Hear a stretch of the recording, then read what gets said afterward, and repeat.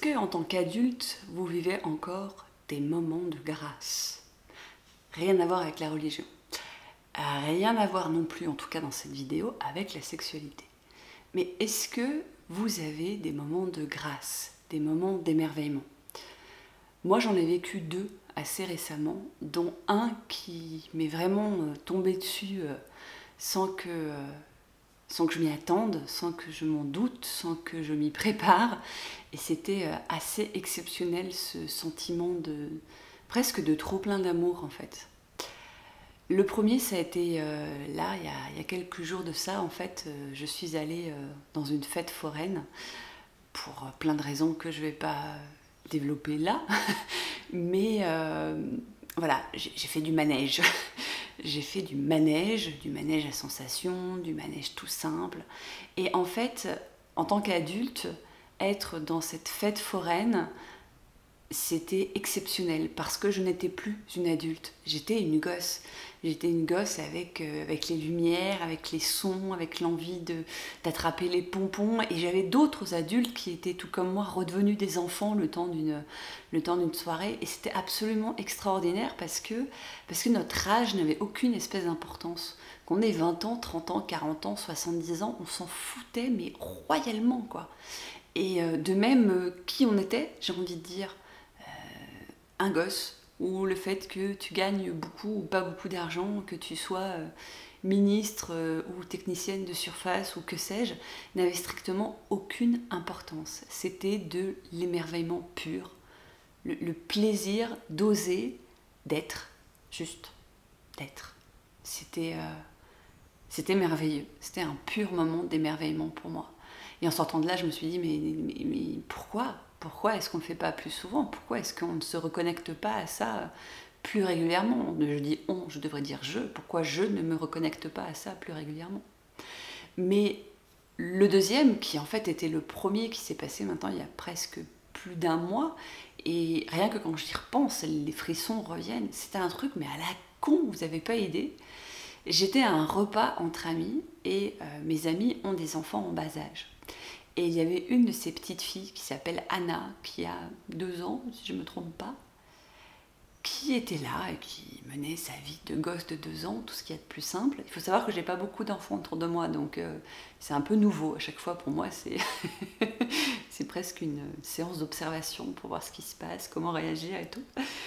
Et sa maman se met à parler de leurs futures vacances.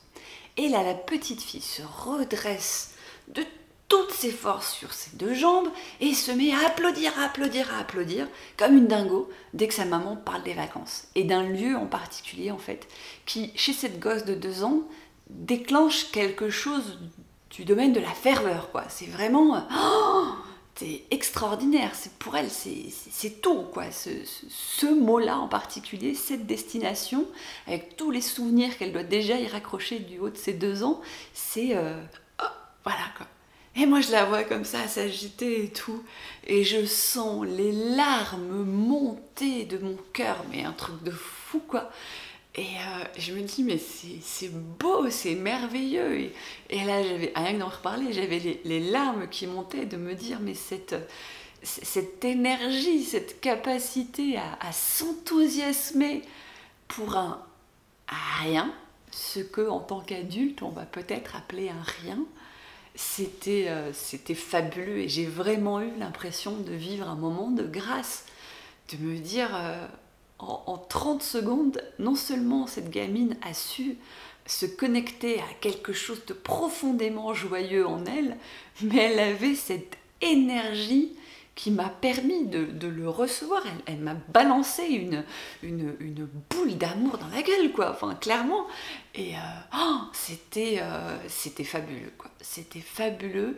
J'étais hyper gênée. C'est con, hein, mais j'étais hyper gênée que quelqu'un puisse voir mes larmes, parce que j'étais vraiment sur le point de pleurer, et avec toutes les réflexions d'adultes qui vont avec, qu'est-ce qu'ils vont penser, ils vont croire que je vais pas bien, ils vont s'inquiéter, et puis je vais être obligée d'expliquer pourquoi, et du coup je vais être obligée de partager ce moment qui à ce moment-là était hyper égoïste. Je le voulais rien que pour moi, tout cet amour, quoi. Et alors qu'en fait, ça se trouve, je l'aurais partagé, on en aurait tous profité. Mais voilà, c'était grandiose. Et au risque de paraître totalement, je sais pas quoi, dans cette vidéo, voilà, mettez le mot que vous voulez. J'avais envie d'en parler aujourd'hui, déjà pour le revivre, hein, parce que ça fait du bien, pour en garder le souvenir, pour me dire, mais cocotte, pense à te reconnecter à ça.